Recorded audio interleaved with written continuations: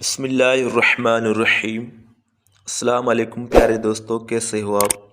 پیارے دوستو، آج میں آپ کو ایک دکھاری ماں کی درد بھری داستان سناؤں گا، تو آپ سے گزارش ہے کہ ویڈیو کو اینڈ تک ضرور دیکھیں۔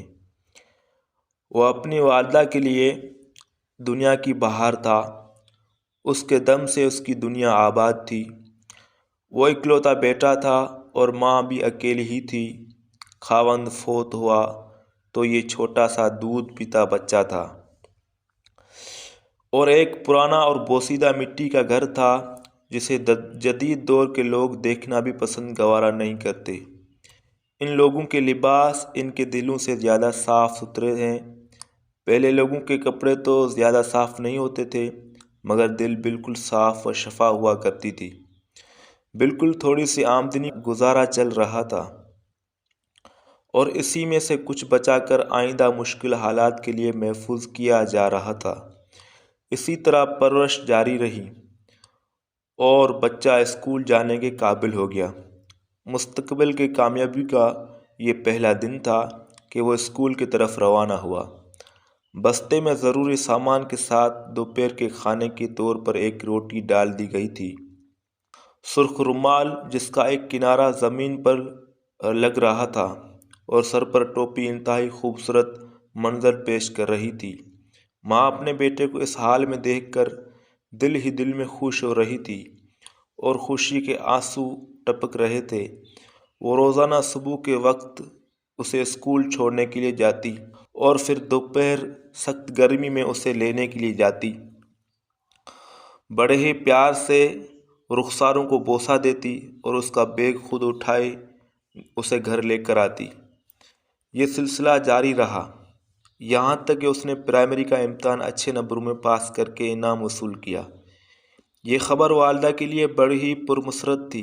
وہ خوشی سے ہر ملنے والے کو بتا رہی تھی۔ تعلیم کا یہ دور جاری رہا، اور یہی بچہ جوان ہو کر یونیورسٹی کا طالب علم بنا اور سند فراغت حاصل کر کے بیرون ملک اعلیٰ تعلیم کے لیے روانہ ہونے کی تیاری میں مشغول ہو گیا۔ دونوں ماں بیٹا ابھی تک اپنے اس پرانے گھر میں رہ رہے تھے۔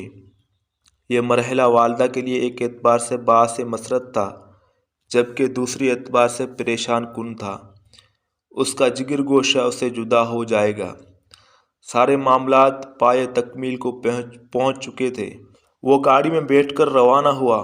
جوں ہی اس نے گاڑی کا دروازہ بند کیا اور گاڑی روانہ ہوئی جو اسے ایئرپورٹ تک پہنچانے والی تھی، تو ماں بیٹے کی جدائی میں زاروں قطار رو رہی تھی۔ قریب تھا کہ شدت سے اس کا کلیجہ پھٹ جائے۔ تعلیم کا دورانیہ 6 سال کا تھا۔ اس دوران سوائے خط کتابت کے رابطے کا کوئی اور ذریعہ نہیں تھا۔ وہ بھی بیچاری ہمسایوں سے لکھوایا کرتی تھی۔ یہ بیچاری اس کی تصویر کو دیکھتی، چومتی، سینے سے لگاتی اور روتے روتے نیند آ جاتی تھی، اس امید پر کہ خواب میں ہی شاید بیٹے سے ملاقات ہو جائے۔ اسی طرح یہ کئی سالوں پر محیط سفر جاری رہا، اور اس سب معاملے میں اللہ تعالیٰ کی مدد ہی حال ہی شامل تھی۔ بیٹا ڈاکٹر بن چکا تھا، اور ایک روز والدہ کو خط ملا جس میں یہ لکھا ہوا تھا کہ چند ہی دنوں کے بعد میں واپس آ رہا ہوں۔ یہ خبر سنتے ہی ماں کے دل میں خوشی کی لہر دوڑ گئی۔ وہ خوشی سے پھولے نہیں سما رہی تھی، اللہ سے اپنی زندگی کی دعائیں کر رہی تھی کہ اللہ مجھے اپنے بیٹے کا عروج دیکھنا نصیب فرما۔ اس خوشی میں کہ اس کا بیٹا باہر سے ڈاکٹر بن کر آ رہا ہے، اس کی آنکھوں سے نیند کوسوں دور چلی گئی۔ ایک دن نیند غالب آ گئی اور وہ سو گئی۔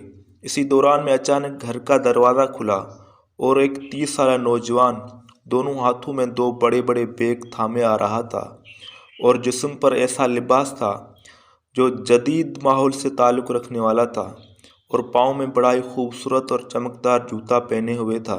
ماں دیکھتے ہی اپنے بیٹے سے چمٹ گئی۔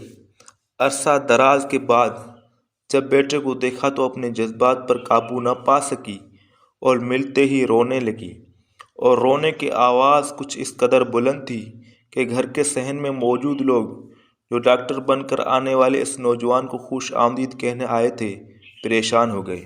کچھ عرصے کے بعد اس نے ایک شایان شان مکان خریدا اور یہ پرانا مکان سستے داموں میں فروخت کر دیا۔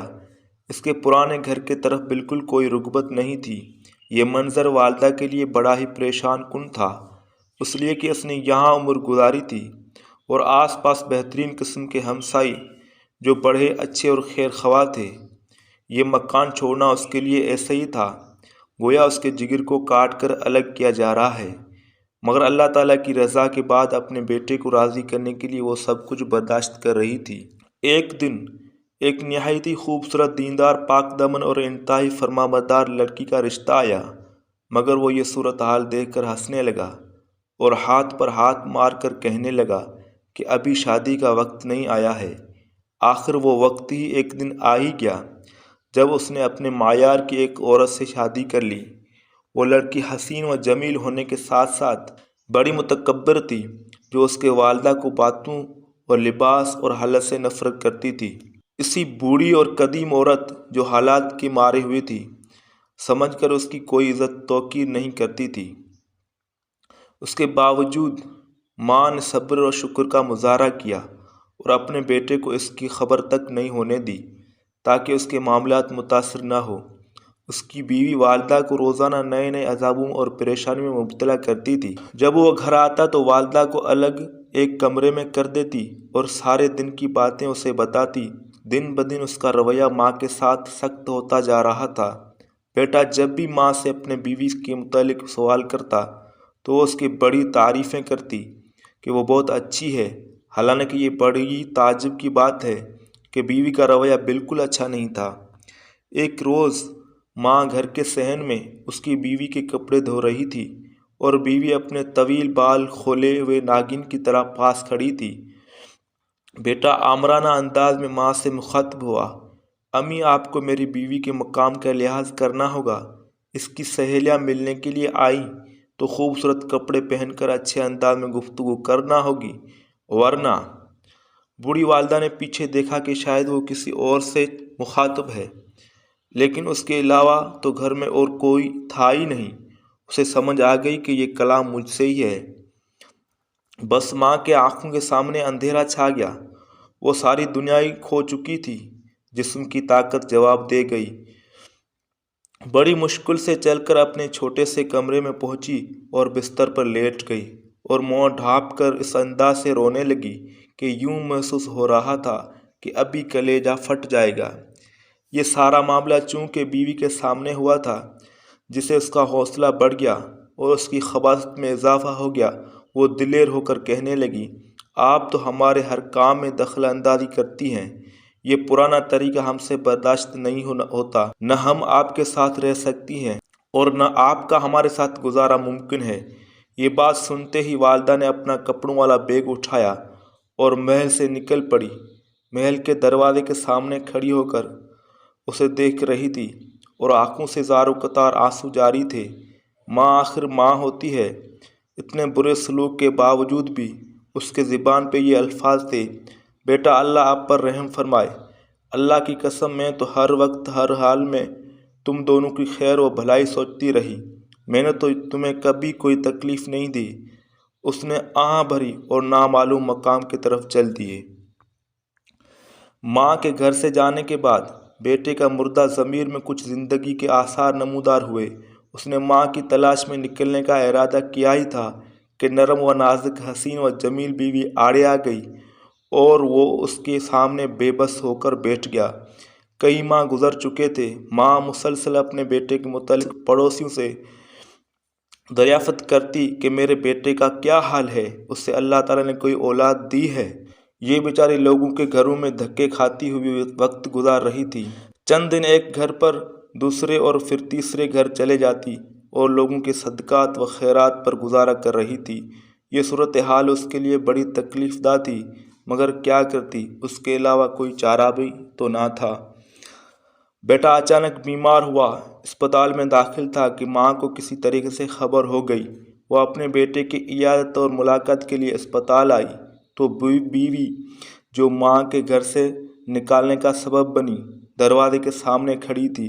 اسے دیکھ کر بفر گئی اور ڈاکٹروں اور دیگر مریضوں سے کہنے لگی، یہ خاتون تو دیوانی ہے، طبی حالات سے بڑا ڈرتی ہے، اسے یہاں سے نکال دیا جائے۔ جبکہ وہ بیچاری پکار پکار کر کہہ رہی تھی کہ میں اپنے بیٹے اور جگر کے ٹکڑے کو ملنا چاہتی ہوں، مجھے بیٹے کے زیارت سے محروم نہ کیا جائے۔ دوسری طرف اس کے بیٹے کو بالکل بے خبر رکھا گیا۔ علاج معالجے پر بہت سی رقم خرچ ہو چکی تھی۔ نوبت یہاں تک پہنچ چکی تھی کہ گھر کا بہت سامان بھی فروخت ہو چکا تھا۔ یہ ناگن ایک دن بہت سے مطالبات لے کر خاوند کے سامنے آئی، مگر جب اس سے مطالبات پورے ہوئے نظر نہ آئے تو یہ غصے میں بولنے لگی، میں نے بڑا صبر کیا ہے، تجھ سے اور تیری والدہ سے بڑی تکلیفیں برداشت کی ہیں، اب تو میرا صبر کا پیمانہ لبریز ہو چکا ہے، آپ جیسے فقیر کے ساتھ میں نہیں رہ سکتی، مجھے طلاق دو، مجھے طلاق چاہیے، مجھے طلاق چاہیے۔ یہ آواز اس کے لیے بڑی حیران کن اور تکلیف دہ تھی۔ وہ ایسے محسوس کر رہا تھا کہ وہ صحرا میں بے یار و مددگار پڑا ہے۔ آخر اسے طلاق دینا ہی پڑی۔ اب وہ اپنے والدہ کی تلاش میں نکل پڑا۔ اس کی پرانی یادداشت تازہ ہو چکی تھی۔ ایک ایک دروازے پر دستک دے کر پوچھتا، میری امی یہاں ہے؟ گویا اس نے ہر قسم کے رفاہی ادارے اور اسپتال چھان مارے، مگر والدہ کو تلاش کرنے میں ناکام ہوا، اور یہ بات سوچنے پر مجبور ہو گیا کہ اب وہ فوت ہو چکی ہے۔ لیکن اللہ تعالیٰ کو کچھ اور ہی منظور تھا۔ ایک دن واپسی پر ایک مسجد میں مغرب کی نماز پڑھنے کے لیے جا رہا تھا کہ اچانک اس نے ایسا منظر دیکھا جسے بڑے بڑے ملحد اور گناہ گار توبہ کرنے پر مجبور ہو جائیں، جسے دل دہل جائیں اور آنسو کی لڑی بہنے لگی۔ یہ کیسا منظر ہو سکتا ہے؟ یہ اس کی والدہ تھی جو مسجد کے پاس فٹ پاتھ پر ہاتھ پھیلائے بھیک مانگ رہی تھی۔ اس کی ساری زندگی اسی طرح مصائب میں گزری اور اب وہ ایک ایک روپیے کو ترس رہی تھی۔ گردش زمانہ نے اسے مساجد کے سامنے بیٹھ کر مانگنے پر مجبور کر دیا تھا۔ یہ دیکھتے ہی وہ ماں کے قدموں میں گر پڑا، اس کے ہاتھ پاؤں چومنے لگا اور زور زور سے رونے لگا۔ لوگ یہ منظر دیکھ کر حیران ہو رہے تھے۔ والدہ کو وہاں سے لے کر گھر کے طرف روانہ ہوا اور اس کی زبان پر یہ الفاظ تھے، ماں لعنت بھیجتا ہوں نافرمان بیوی، اسی ڈاکٹر کی اسی تنخواہ اور اسی محل پر، اور ہر اس پر جس نے میرے اور میری والدہ کے درمیان جدائی ڈال دی۔ تو پیارے دوستو، ویڈیو اچھی لگی تو ویڈیو کو لائک کرو، چینل کو سبسکرائب کرو۔ اللہ حافظ۔